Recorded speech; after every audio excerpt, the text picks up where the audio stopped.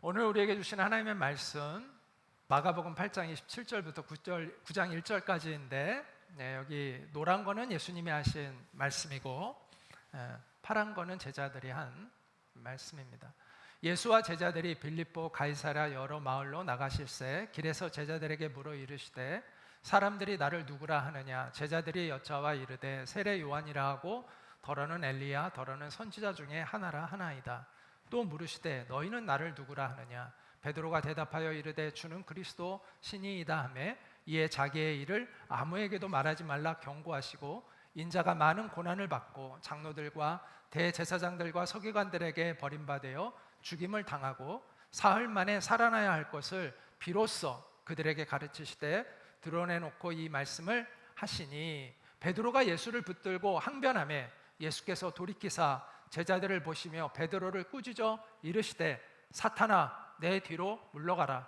네가 하나님의 일을 생각하지 아니하고 도리어 사람의 일을 생각하는도다 하시고 무리와 제자들을 불러 이르시되 누구든지 나를 따라오려거든 자기를 부인하고 자기 십자가를 지고 나를 따를 것이니라.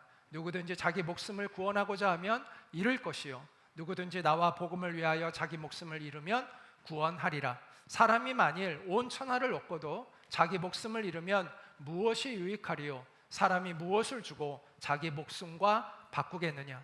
누구든지 이 음란하고 죄 많은 세대에서 나와 내 말을 부끄러워하면 인자도 아버지의 영광으로 거룩한 천사들과 함께 올 때에 그 사람을 부끄러워하리라. 또 그들에게 이르시되 내가 진실로 너희에게 이르노니 여기 서 있는 사람 중에는 죽기 전에 하나님의 나라가 권능으로 임하는 것을 볼 자들도 있느니라 하시니라. 이것은 살아계신 하나님의 말씀입니다. 아멘. 자, 예수님의 생애라는 큰 주제 아래서 지금 마가복음을 살펴보고 있습니다. 우리는 지금까지 예수님이 행하신 놀라운 기적들을 살펴보았습니다. 어떤 기적들이 있죠? 병자들, 불치병을 고치신 기적들, 또 물고기 2마리와 떡 5개로 5,000명을 먹이신 사건, 또 귀신 들린 자들을 그 귀신의 묶임에서 자유케 하시는 일들, 또 무리를 걸으시고 폭풍을 말씀으로 잠잠케 하시는 이 일들을 보았습니다. 자, 이것은 무엇을 의미할까요? 예수님이 하나님이심을 증명하는 표적들이에요. 그냥 쓴 게 아니에요.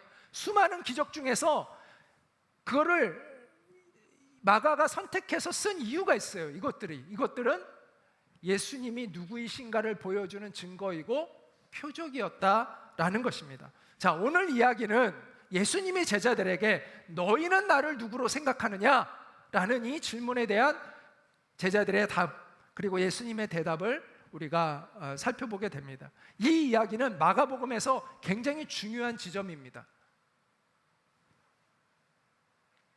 제가 의도적으로 이 말씀을 맨 마지막에 하려고 준비했다가 오늘 하는 거예요. 전반기에. 왜냐하면 이것이 굉장히 중요한 매듭이기 때문이에요. 자, 예수님이 누구이신가에 대한 확증을 하는 순간이고, 그리고 예수님의 십자가의 이야기가 등장하는 시간이 바로 오늘 이 본문의 이야기입니다. 그래서 마가복음을 둘로 나눈다면 이 마가복음의 전반기를 마무리하는 말씀이에요. 자, 이 사건이 일어난 지역은 빌립보 가이사랴라고 이야기를 합니다. 자, 빌립보는 그 지역 이름이고요. 가이사랴라는 것은 사실 이 가이사랴라는 왕을 기념하는, 빌립도 사실은 사람의 이름이에요. 근데 빌립보 가이사랴는 이 가이사랴라는 왕을 기념하여 세워진 도시예요. 로마 황제를 기념하여 세운 도시입니다. 나중에 이 의미를 또 이야기하기 때문에 여러분에게 강조해서 이야기를 하는 거예요. 지금은 이 지역을 바니아스라고 부릅니다. 보면 갈릴리로부터 쭉 올라가서 있죠. 약 40km 올라가 있습니다. 그리고 이스라엘의 최북단에 있는 도시입니다. 그 옆에 보면 또 작은 호수가 또 있죠. 작은 호수는 아니죠. 지도에서 보니까 작은 거지. 갈릴리에 비해서는 좀 작지만 여기가 바로 요단강의 발원지가 있는 헐몬산이 있는 호수입니다. 그래서 이 도시는 굉장히 아름다운 그러한 도시였습니다. 아름다운 산이 있고 강이 있는 그러한 도시였습니다. 자, 예수님의 처음 질문은 사람들이 나를 누구로 하느냐, 제자들이 아니라 야, 사람들이 나를 누구로 하니? 라고 먼저 물었습니다. 그러니까 제자들이 대답합니다. 누구는 예수님을 세례 요한이라고, 죽었던 세례 요한이 다시 살아난 것이라고 이야기도 하고, 이것은 사실은 세례 요한을 죽인 그 헤롯 왕이 그렇게 생각을 했어요. 또 누구는 구약의 위대한 선지자 엘리야가 다시 환생한 거다라고 이야기하고, 누구는 수많은 선지자 중에 한 분이다라고 이야기합니다라고 이야기를 했습니다. 이제 예수님이 정말 묻고 싶었던 질문을 합니다. 좋아, 근데 너희는 나를 누구로 생각하느냐? 이 질문을 하게 됩니다. 예수님이 자기를 사람들이 뭐라고 부르는지 몰라서 물었겠어요? 아세요. 근데 관심은 이걸 질문하고 싶은 거예요. 이걸 질문하기 위해서 지금 뜸을 들이고 계신 거예요. 단도직입적으로 질문하기보다 조금 조심스럽게 얘네들이 나를 어떻게 생각할까라는 아주 조심스러운 마음을 가지고 질문을 하는 거예요. 왜냐하면 예수님이 3년 동안 그 제자들을 기르셨는데 정말 이 제자들이 제대로 나를 인식하느냐의 중요한 질문을 지금 앞두고 있는 거예요. 예수님이 굉장히 집중해서 기대를 가지고 제자들에게 이 질문을 던진 거예요. 너희는 나를 뭐라고, 누구라고 생각하니? 라고 질문을 던지신 것입니다. 가슴이 예수님이 두근거렸을 것 같아요. 도대체 뭐라고 대답할까? 내 기대에 흡족할까? 아니면 실망스러운 대답을 할까? 제자들이 순간 당황했겠죠. 뭐라고 대답을 해야 되지? 그때 늘 순발력이 좋은 우리 베드로, 우리 선배님이 또 앞장서서 이렇게 이야기를 하십니다. 주는 그리스도는 구원자라는 뜻이에요. 주는 그리스도, 메시아, 구원자이십니다. 이렇게 대답을 합니다. 예수님이 되게 흡족해 하셨어요. 그래서 오늘 본문에는 그게 잘 나오지 않지만 마태복음을 보면 예수님의 그 기쁨이 표현되어 있어요. 야, 시몬이 베드로의 이름이에요. 네가 복이 있다. 이것을 너에게 알게 하니는 하나님이시다 라고 하면서 베드로를 막 칭찬하고 막 기뻐하시는 것을 이렇게 느끼게 됩니다. 그러면서 예수님이 심지어 너의 이 고백 위에, 주는 그리스도이십니다라는 이 고백 위에 내 교회를 세우겠다라고까지도 예수님이 말씀을 하십니다. 이 고백은 마가복음의 전환점을 이룹니다.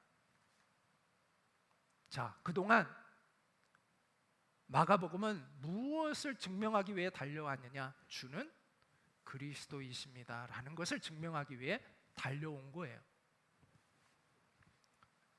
그리고 이제 베드로가 이것을 주는 그리스도이십니다 라는 선언을 하죠. 그러면서 예수님이 이때부터 제자들에게 십자가를 이야기하시기 시작해요. 그 전에는 십자가에 대해서 구체적으로 얘기를 하신 적이 없어요. 근데 이때부터 제자들에게 십자가를 이야기하세요. 자, 같이 한번 읽어보겠습니다. 시작.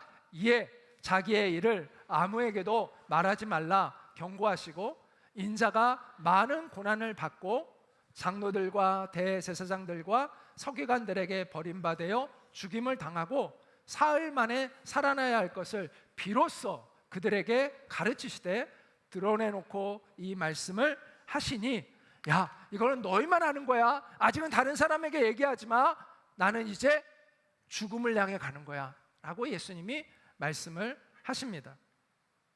지금부터 본격적으로 예수님은 예수님의 죽음을 맞이하고 그 충격에 휩싸일 제자들을 준비시키세요. 이때부터. 얼마나 충격적이겠어요. 예수님이 십자가에 달려 죽는 걸 바라보는 그 제자들의 모습은, 제자들은 얼마나 큰 충격과 두려움에 휩싸이겠어요. 그래서 예수님이 미리 말씀하고 있는 거예요.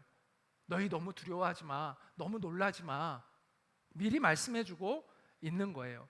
자, 여기 보면 예수님이 자기 표현을 뭐라고 하고 있죠? 따라해 볼까요? 인자.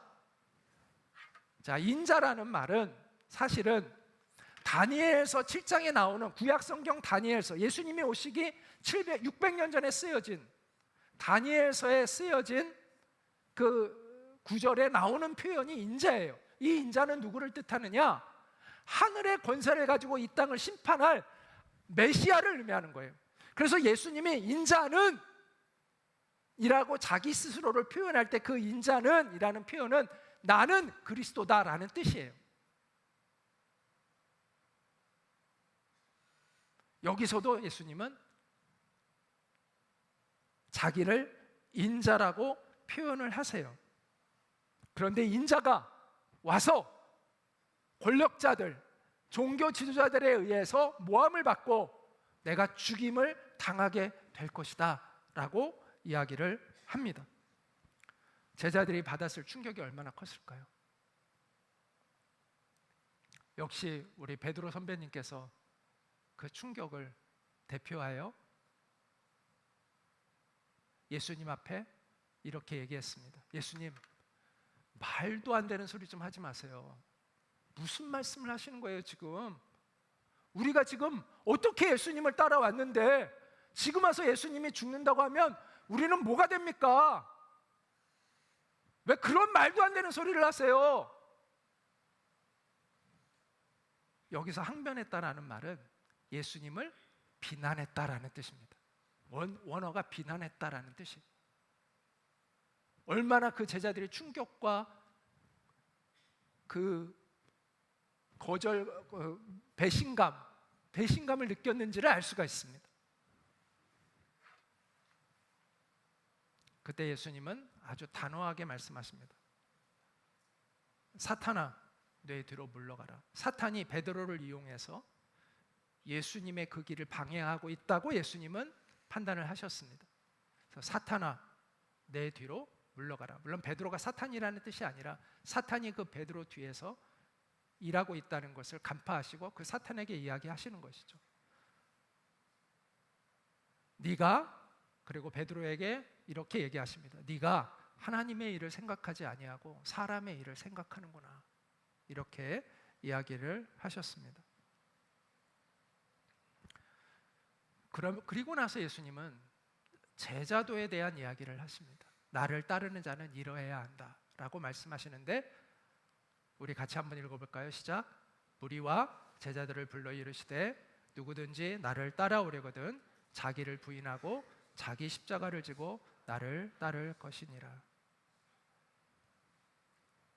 예수님만 십자가를 지는 것이 아니라 너희도, 우리도 십자가를 짊어져야 한다고 예수님이 말씀하셨습니다. 자, 여러분이 예수님의 제자라고 한번 생각해 볼까요? 여러분은 어떤 마음이 들까요? 이 이야기를 들었을 때 속았다 라고 생각했을 것입니다. 예레미야 선지자가 있습니다. 예수님이 오시기 약 600년 전의 인물인데 그 예레미야 선지자가 하나님께 이렇게 이야기한 것이 성경에 나옵니다. 주님께서 나를 속이셨으므로 내가 주님께 속았습니다. 주님께서는 나보다 더 강하셔서 나를 이기셨으므로 내가 조롱거리가 되니 사람들이 날마다 나를 조롱합니다. 자, 선지자로 부름받은 사람도 하나님, 내가 주님께 속았습니다. 내가 하나님께 속았습니다 라는 고백을 했어요. 제자들도 아마 그와 비슷한 심정이었을 것 같습니다. 자, 예레미야 선지자는 하나님께 부름받았을 때 어떤 마음을 가졌을까요? 야, 하나님이 나를 부르셨구나. 내가 이제 하나님의 메시지를 전하면 이스라엘 백성들이 회개하고 막 돌아오겠지라는 기대를 하지 않았겠어요? 그런데 그가 받은 것은 조롱과 멸시와 핍박이었습니다. 오히려 예레미야를 사람들은 죽이려고 했습니다. 그래서 예레미야는 아마도 이런 고백을 했을 것 같아요. 하나님, 제가 속았네요. 주님께 속았네요 라고 고백을 했을 것 같아요. 예수님의 제자들도 아마 이런 심정이었을 것입니다. 자, 그 예수님의 제자들이 예수님을 따랐을 때 어떤 기대를 가졌을까요? 야, 우리가 예수님 따르면 이스라엘이 회복될 때 우리가 높은 자리 올라가겠지, 최소한 장관의 자리는 차지하겠지, 이런 생각을 가지고 예수님을 따르지 않았겠어요? 실제로 그런 기대를 드러냈어요, 제자들이. 그래서 예수님이 왕이 되시면 나와 우리를 좌우편에 앉혀주세요라고 그렇게 부탁했던 제자들도 있었잖아요. 다른 제자들이 그걸 듣고 또 막 화가 났다고 해요. 왜 화가 났겠어요? 우리도 그걸 원했는데 막 이러면서 화난 거죠. 그런데 지금 예수님이 죽어야 된다는 거예요. 너희도 십자가를 지고 죽어야 된다는 거예요. 완전히 그들의 기대가 깨어지는 것이죠. 그들은 예수님께 속았다고 느꼈을 것입니다. 물론 주님은 누구도 속이시지 않습니다. 느헤미야가 주님이 나를 속이셨다고 고백했지만 주님은 그를 속이신 적이 없습니다. 단지 그렇게 느꼈어요. 제자들도 예수님으로부터 속았다고 느꼈을 뿐이지 예수님은 그들을 속이신 적이 없습니다. 왜냐하면 예수님은 단 한 번도 그들이 예수님을 따르면 부귀 영화를 누리게 될 거라고 약속하신 적이 없기 때문입니다. 그냥 제자들이 스스로 생각한 거예요. 그렇게. 예레미야도 마찬가지예요. 하나님이 네가 말씀을 전하면 모든 이스라엘 백성들이 회개하고 돌이키게 될 거야 라고 말씀하신 적이 없어요. 그냥 예레미야도 그렇게 느꼈을 뿐이에요. 자기가 그냥 스스로 그렇게 여겼을 뿐이에요. 그게 인간적인 생각인 것이죠. 여러분은 어떤가요? 여러분도 주님께 속았다고 느낄 수 있을까요? 주님은 우리에게 평탄한 길, 세상에서 잘 되는 사람이 될 거라고 약속하신 적이 없어요. 우리가 예수님을 따르면 세상에서 높아지고 지위를 얻고 명예를 얻고 권력을 얻고 돈을 많이 벌고 하겠다고 약속하신 적이 없어요.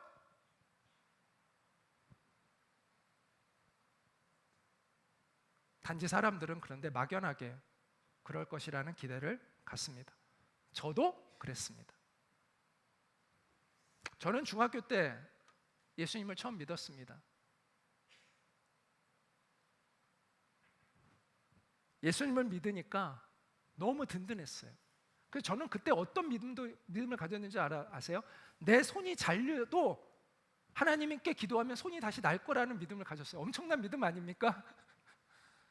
네, 여러분 중에서 그만한 믿음을 가진 분이 아마 드물 거라고 생각하면서 그런 믿음을 가졌어요. 야, 이제 나는 염려할 게 없구나. 세상의 모든 근심 걱정할 게 없구나. 이제 내 인생을 하나님이 책임져 주시고 하나님이 이끌어 주시니까 평탄하겠지. 무슨 문제가 생기면 하나님께 열심히 기도하면 다 해결해 주시겠지. 이런 대단한 믿음을 제가 가지고 있었습니다. 그런데 제가 고3 때 심각한 요통을 겪었습니다. 그때부터 이제 혼란이 시작됐습니다. 기도해도 낫지를 않아요. 기도에 은사가 있다는 분들이 와서 그 기도를 해주는데도 낫지를 않아요. 저는 결국 허리 수술을 2번이나 해야 했습니다. 그리고 저의 청년 시절은 참 암울했습니다. 투병, 우울함으로 가득한 그러한 20대 초중반을 보냈습니다. 그때부터는 이제 내가 손이 잘려나가도 다시 생길 거라는 그 무한한 기대는 깨지고 말았습니다. 그러나 저는 방황을 하긴 했지만 아주 오래 하지는 않았습니다. 결국 저는 새로운 신앙의 눈을 떠가기 시작했습니다. 그리고 주님을 새로운 차원에서 깊이 경험하는 그러한 시간들을 가질 수 있었습니다. 그래서 저는 제가 중학교 때 하나님 앞에 기도했던 서원을 지키기로 결심을 했습니다. 그게 목회자가 되는 것이었습니다. 저는 늘 여러분에게 강조합니다. 목회자가 되는 것만이 하나님의 일을 하는 건 아닙니다. 그걸 명확히 합니다. 근데 저는 어쨌든 하나님께 그렇게 서원을 했고 그것을 지키기로 결심을 해서 목회자가 되기로 했습니다. 그리고 하나님의 격려하신 가운데 목회자의 길을 걷기 시작했습니다. 과거에는 예수님만 믿으면 만사 형통하겠지 라는 그러한 기대를 품고 신앙생활을 했지만, 제가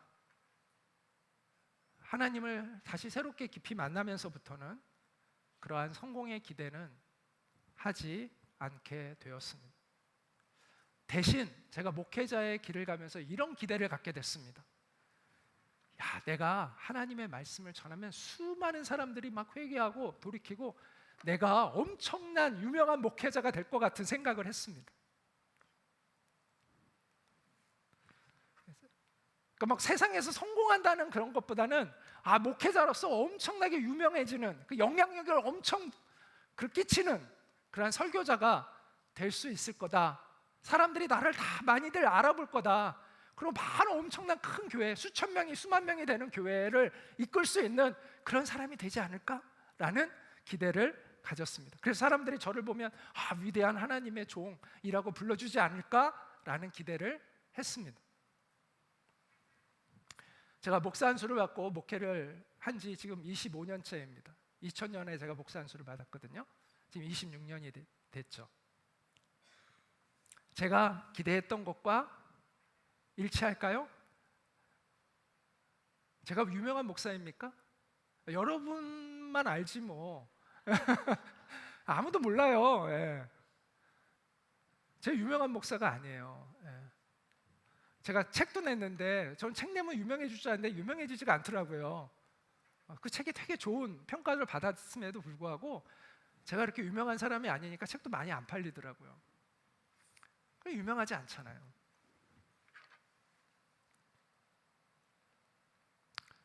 사람들이 저를 보고 뭐 위대한 하나님의 종이라고 얘기하는 사람은 아직 한 번도 만난 적이 없습니다. 자, 그런 의미에서 제가 기대했던 모습과는 너무 다른 모양이죠. 그래서인지 주님께 속았습니다라고 고백했던 예레미야의 마음이 어떤 것인지는 저도 조금은 이해가 됩니다. 그러나 앞서 언급한 대로 주님은 우리를 속이신 적이 없습니다. 그것은 단지 나의 생각이고 나의 기대였을 뿐이다라는 것이죠. 우리가 주님께 속았다고 느끼는 것은 우리가 잘못된 기대에서 출발했기 때문입니다. 우리의 기대가 예수님과 일치해야 합니다. 우리의 소망이 예수님의 소망과 일치해야 합니다. 우리의 뜻이 주님의 뜻과 일치해야 합니다.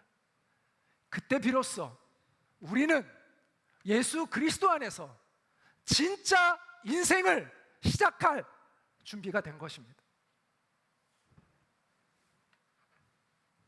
예수님은 십자가의 길을 가는 것이 역설적으로 왜 복을 받을 수 있는 것인지 이렇게 말씀해 주셨습니다. 자, 같이 한번 읽어볼까요? 시작. 누구든지 자기 목숨을 구원하고자 하면 잃을 것이요 누구든지 나와 복음을 위하여 자기 목숨을 잃으면 구원하리라. 사람이 만일 온 천하를 얻고도 자기 목숨을 잃으면 무엇이 유익하리요? 사람이 무엇을 주고 자기 목숨과 바꾸겠느냐? 자, 여기서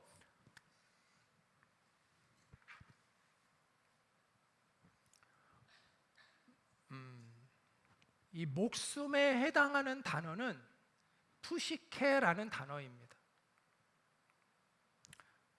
자, 성경에 생명과 관련된 세 가지의 단어가 나옵니다. 헬라어 단어가 하나는 조에라는 단어이고 푸시케와 비오스라는 단어인데, 조에는 영원한 영적인 생명을 얘기해요. 푸시케는 육체적인 생명을 의미해요. 자, 그런데 여기 보시면 누구든지 나와 복음을 위하여 자기 목숨을 잃으면 구원하리라 할 때 이 구원하리라는 의미는 보존시킨다라는 뜻이에요. 해를 받지 않게 하겠다라는 뜻이에요.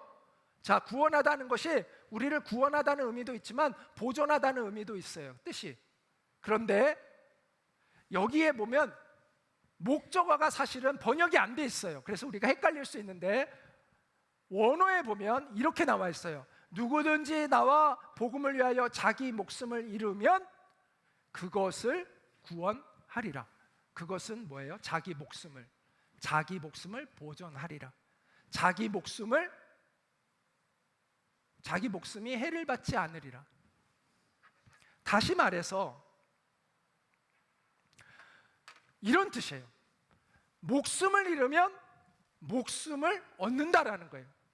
여기 단어가 푸시케라는 단어가 쓰였다는 거예요. 자, 보세요. 자, 내가 예수님을 위해서 내 목숨을 잃으면 푸시케를 잃으면 조회라는 영원한 생명을 얻는다라고 하면 쉽게 이해가 되죠. 그렇죠? 이해했어요? 여러분 이해됐어요? 무슨 말인지? 네, 좋아요. 그렇죠. 그건 쉽게 이해가 되지. 푸시케, 내 목숨을 잃으면 하나님이 주시는 영원한 생명, 조회라는 생명을 얻을 것이다 라고 하면 이해가 돼요. 그런데 오늘 말씀은 이해하기, 얼핏 들으면 이해가 잘 안 돼요. 푸시케를 잃으면 푸시케를 얻는데요. 목숨을 잃으면 목숨을 얻는데요.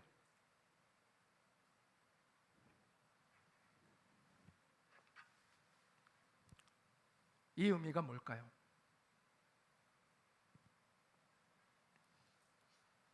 자, 이 말의 의미를 이해하려면 우리가 흔히 하는 이런 말의 의미를 생각해 보아야 합니다. 우리가 이런 말을 합니다. 사는 게 아니야.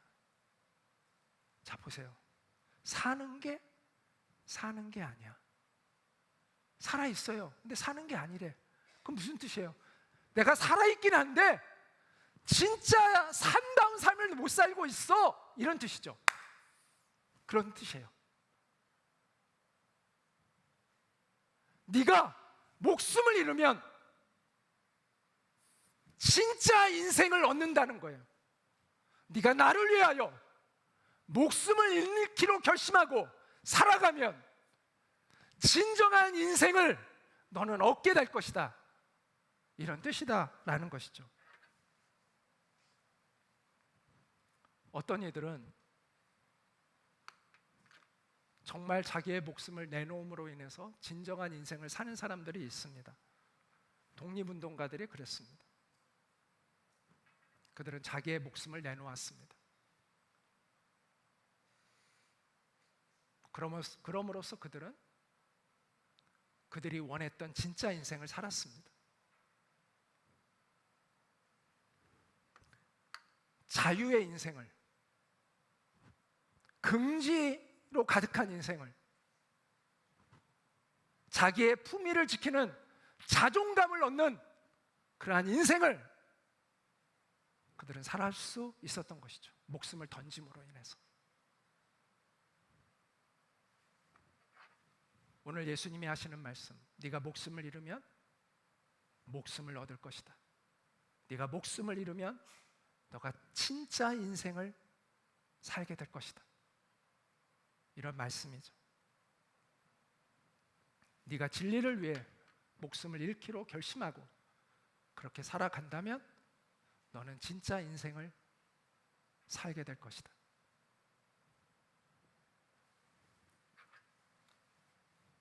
우리가 예수님을 따라서 십자가의 길을 걷기로 결단하는 순간 우리는 진정한 의미의, 진정한 소망의 인생을 시작할 수 있을 것입니다. 그리고 그들은 주님이 오시는 그날 부활의 영광을 입게 될 것입니다. 많은 사람들이 이 땅에서부터 시작되는 하나님의 나라를 알지 못하고 죽어서 하나님의 나라가 시작된다는 착각을 하고 살아갑니다. 그런데 구원은요, 자, 우리는 구원을 영원한 생명을 얻게 되는 거라고 자꾸 착각하는데 구원의 본질은 따라 해볼까요? 구원의 본질은 하나님과의 관계가 회복되는 것이다. 네. 구원의 본질은요, 하나님과의 관계가 회복되는 거예요. 하나님과의 관계가 회복되는 거 이 땅에서 시작되는 거예요? 죽어서 시작되는 거예요? 이 땅에서부터 시작되는 것이죠. 그 결과가 영원한 생명을 얻는 거예요. 하나님과 올바른 관계가 회복되어지는 것이 구원이고, 그 결과가 영원한 생명을 얻는 거예요. 그래서 구원은 영원한 생명을 얻는 것이다 말은 맞는데, 그 본질을 우리가 잘못하면 놓칠 수가 있어요. 구원의 본질은 하나님과의 관계가 회복되는 거예요. 하나님의 나라는 이 땅에서부터 시작되는 거예요. 하나님이 나의 왕이 되시는 거예요. 하나님과 올바른 관계가 세워지는 거예요. 내가 하나님이 다스리시는 삶의 세계로 들어가서 이 땅에서부터 하나님을 내 인생의 주인으로 모시고 출발하는 거예요. 그래서 구원은 이 땅에서부터 시작되는 것이고, 하나님의 나라는 이 땅에서부터 누리는 거예요. 여기서 못 누리면 저기도 없어요.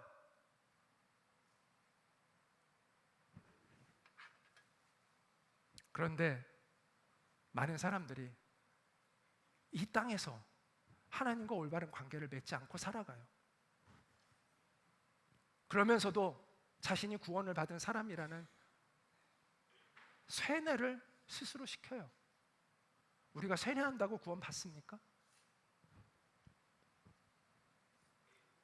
저는 이 땅에서 주님과 올바른 관계를 맺은 사람이 구원을 받은 것이고, 그 사람이 정말 하나님 나라의 백성으로 인치심을 받는 거라고 생각합니다. 예수님은 이 땅에서 그와 같은 진정한 인생을 살지 않는 사람들에게 경고합니다. 누구든지 이 음란하고 죄 많은 세대에서 나와 내 말을 부끄러워하면 인자도 나도 아버지의 영광으로 가득 거룩한 천사들과 함께 올 때 그 사람을 내가 부끄러워하리라.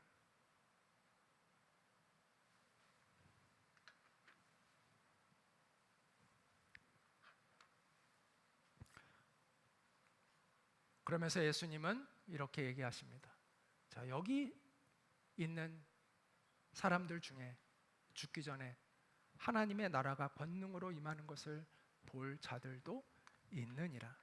죽기 전에 하나님의 나라가 임하는 것을 경험합니다. 우리가 죽기 전에 하나님의 나라가 임하는 것을 우리가 경험해야 합니다. 하나님의 영광, 하나님의 나라를 이 땅에서부터, 지금 여기서부터 누리셔야 합니다. 이곳에서 없으면 저곳에서도 없습니다.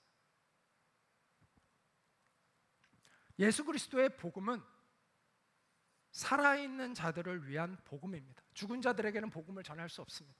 죽은 자들에게는 하나님과의 관계가 회복될 수 없습니다. 복음은 살아있는 자들을 위하여 선포되는 것입니다. 그래서 우리는 살아있을 때 이 복음을 들어야 하고, 살아있을 때 이 복음에 응답해야 합니다. 죽어서 응답하는 것이 아니라 살아있을 때, 내가 복음을 들었을 때 이 복음에 응답해야 하는 것이죠.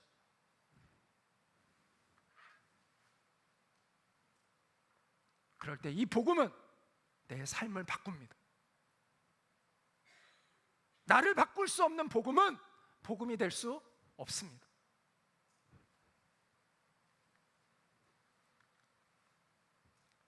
그래서 저는 구원의 확신은 억지로 세뇌해서 갖게 되는 것이 아니라, 내가 예수 그리스도를 만난 삶의 증거가 나타날 때 자연스럽게 내 마음에 확신이 들어오는 것입니다.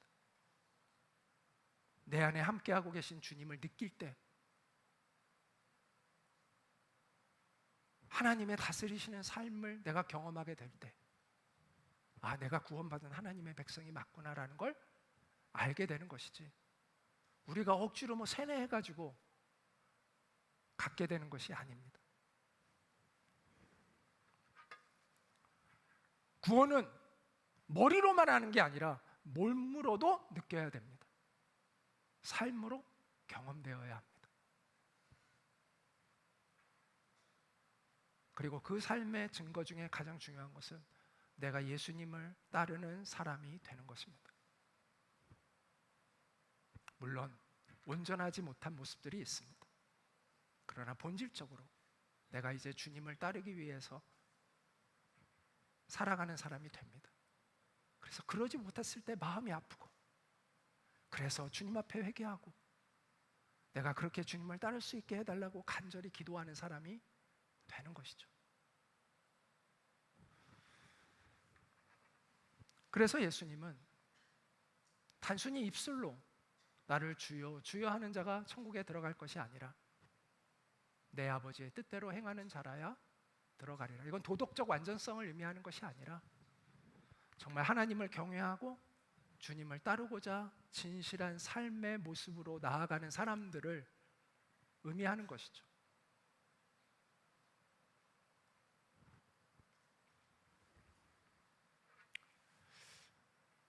예수님이 추구하신 길과 또 세상이 추구하는 길은 다릅니다. 예수님이 걸으셨던 그 길은 십자가의 길이었습니다. 반면에 로마 황제가 걸어갔던 길은 세상의 권력과 명성을 추구하는 길이었습니다. 그런데 예수님이 그 로마 황제를 기념하는 빌립보 가이사랴에서 너희는 나를 누구라 하느냐 말씀하시고, 너희가 나를 따르려면 너희도 십자가를 지고 그 길을 걸어가야 한다라고 말씀하신 것은 굉장히 의미가 있습니다.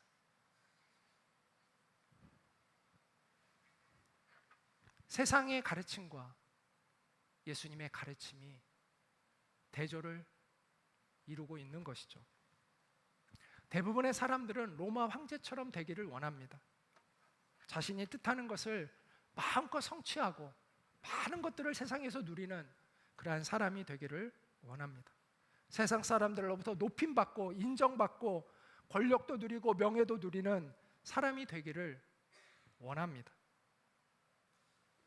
그런데 하늘과 땅의 모든 권세를 가지신 주님은 오히려 자신을 낮추시고 우리를 섬기기 위해 이 땅에 오셨고 십자가를 짊어지셨고 우리에게 너도 그런 마음을 가지고 나를 따르라고 요구하고 계십니다.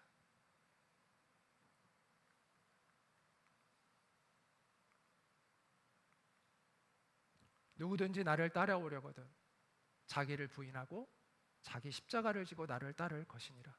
누구든지 자기 목숨을 구원하고자 하면 그 목숨을 잃을 것이요, 누구든지 나와 목숨을 위하여 자기 목숨을 잃으면 너는 그 목숨을 보전하리라. 그 목숨을 얻게 될 것이다. 진정한 인생을 얻게 될 것이다 라고 말씀하고 있습니다. 여러분이 따르기를 원하는 길은 어디입니까? 로마 황제가 갔던 길입니까? 아니면 예수님이 가신 길입니까? 여러분이 정말 소중하게 여기는 가치는 무엇입니까? 세상의 성공입니까? 아니면 예수 그리스도의 복음입니까? 여러분은 무엇을 위해서 살아가고 있습니까? 사람들의 인정을 받기 위해 살고 있습니까? 아니면 주님께 인정받는 사람이 되기를 원하고 있습니까? 여러분의 의사결정은 무엇입니까? 눈앞에 있는 이익입니까? 아니면 진리이신 예수님의 말씀입니까? 우리가 이 땅에서 주님을 부끄러워하지 않고 주님 앞에서 진실되게 살고자 한다면 우리가 부족할 때가 많이 있지만 그래도 그것이 우리의 진실이라면 주님께서도 그날 다시 오시는 그날, 인자로 다시 오시는 그날, 이 세상의 심판의 주권자로 다시 오시는 그날, 구원을 완성하기 위해 오시는 그날, 주님도 우리를 부끄러워하지 않으실 것입니다. 오늘 마지막으로 찬양을 하나 같이 듣고 마무리를 하고자 하는데요, 하나님의 세계라는 찬양입니다. 졸업생 우리 김민성 형제를 닮은 홍이삭이 노래를 불렀는데 그 가사가 참 저는 너무 좋습니다. 한번 이 가사를 같이 한번 음미하면서 들었으면 좋겠습니다. 세상은 항상 말 안에 그 길이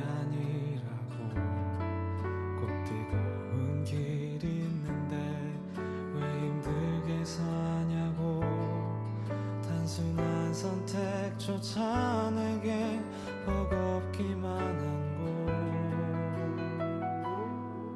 그래도 나는 주님만 따르리. 나는 계속 걸어갑니다.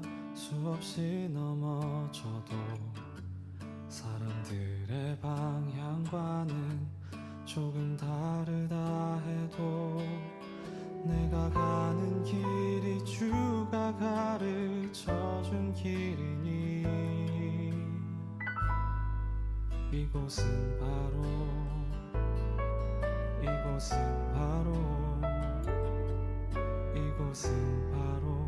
주님의 세계라.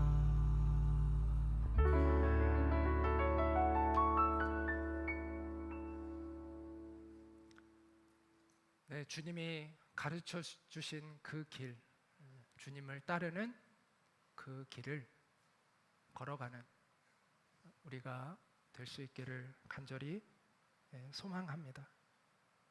그것이야말로 우리가 진정한 인생을 사는 길이라고 믿습니다. 우리 같이 잠깐 기도하겠습니다. 예수님이 우리를 제자로 불러주셨습니다. 그리고 우리에게 십자가의 길을 알려주셨습니다. 처음에는 그 길이 우리에게 무거운 짐처럼 여겨질 수도 있습니다. 그러나 우리가 주님이 누구이신지를 안다면, 그분이 나와 함께하고 계시는 것을 안다면 우리는 기쁨으로 그 길을 걸을 수 있게 됩니다. 왜냐하면 그 길이야말로 진정한 자유를, 진정한 존엄함을 우리에게 가르쳐주는 길이기 때문입니다. 우리가 그런 진정한 인생을 살아갈 수 있는 우리가 될 수 있도록 주님 도와주십시오. 주님을 끝까지 따를 수 있는 우리가 될 수 있게 도와주십시오. 주님의 제자답게 살아갈 수 있는 우리가 될 수 있도록, 주님을 부끄러워하지 않고 당당하게 주님을 증거할 수 있는 우리가 되어질 수 있도록 주님 도와주십시오 라고 우리 시간 같이 기도하겠습니다.